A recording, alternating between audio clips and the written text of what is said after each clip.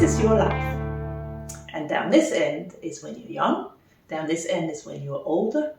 Where would you prefer to be? If you're like most people, you would say, I would rather stay down this end for as long as possible to stay young and avoid aging if possible.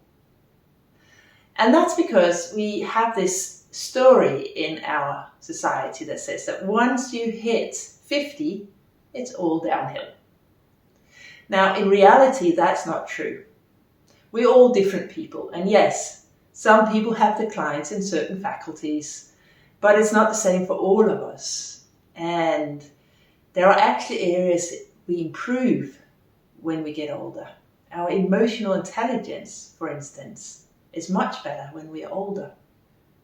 And if you ask people when they're the most happy, when they have the highest level of life satisfaction, you see a curve that's this way.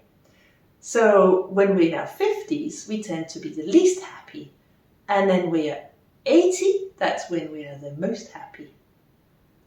The problem is, of course, that we all believe still in this narrative that's dominating our society.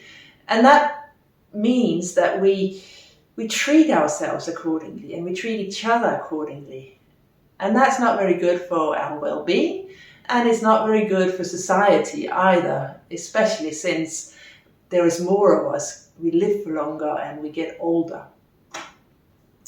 So what can we do to avoid believing in this, and how can we age like this, or maybe ideally even like this, in where we don't have the dip, but we have sustainable high level of life satisfaction throughout our lives? It comes down to awareness. Awareness in what we believe and in awareness of how we tend to respond to life. And we can get that by practicing mindfulness. So in my book, Aging Upwards, and in my course of the same name, I'm suggesting a framework that helps us to become a lot more aware about the way that we act in life and all our beliefs, and we learn to respond to life in a different way so that we can sustain and we can live happy lives and maybe even age upwards.